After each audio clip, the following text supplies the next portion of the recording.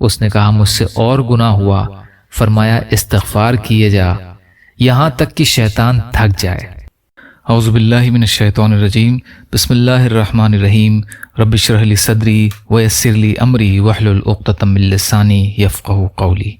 مسند بزار میں ہے کہ ایک شخص نے حضور صلی اللہ علیہ وسلم سے کہا مجھ سے گناہ ہو گیا۔ آپ صلی اللہ علیہ وسلم نے فرمایا کہ توبہ کر لے۔ اس نے کہا میں نے توبہ کی، پھر گناہ ہو گیا۔ فرمایا پھر توبہ کر لے۔ اس نے کہا مجھ سے پھر گناہ ہو گیا۔ آپ صلی اللہ علیہ وسلم نے فرمایا پھر استغفار کر۔ اس نے کہا مجھ سے اور گناہ ہوا۔ فرمایا استغفار کیے جا یہاں تک کہ شیطان تھک جائے۔ پھر فرمایا گناہ کو بخشنا اللہ ہی کے اختیار میں ہے، گناہ کو بخشنا اللہ ہی کے اختیار میں ہے۔ یعنی گناہ تو سب سے سرزد ہو جاتا ہے، لیکن توبہ اور استغفار کرتے رہیے اور اللہ سے اچھی امید رکھیے، کیونکہ بے شک اللہ ہی گناہوں کو بخشنے والا ہے۔ مسند احمد میں ہے کہ رسول اللہ صلی اللہ علیہ وسلم کے پاس ایک قیدی آیا اور کہنے لگا یا اللہ میں تیری طرف توبہ کرتا ہوں، محمد صلی اللہ علیہ وسلم کی طرف توبہ نہیں کرتا، یعنی خدایا میں تیری ہی بخشش چاہتا ہوں۔ آپ صلی اللہ علیہ وسلم نے فرمایا اس نے حق حقدار کو پہنچایا، اس نے حق حقدار کو پہنچایا، یعنی اس کا اس طرح سے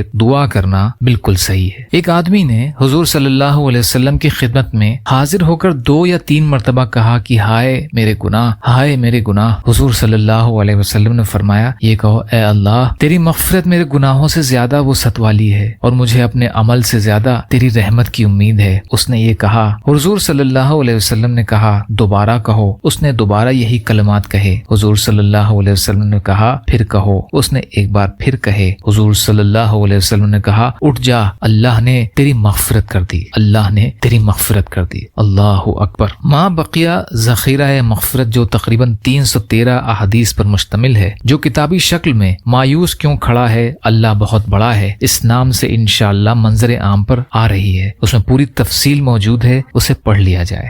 یا اللہ ہم سب کو کہنے سننے سے زیادہ عمل کی توفیق عطا فرما۔ یا اللہ مظلوم ایمان والے اور مسلمان جہاں بھی پریشان حال ہیں، ظالموں کے ظلم کا شکار ان کی مدد فرمائیے۔ یا اللہ اپنے حلال میں سے دیجیے، حرام کے ذرائع سے ہماری حفاظت فرمائیے۔ یا اللہ اپنے غیر سے بے نیاز کر دیجیے، جو مانگا وہ بھی عطا کر دیجیے، جو مانگنے سے رہ گئے وہ بھی عطا فرمائیے۔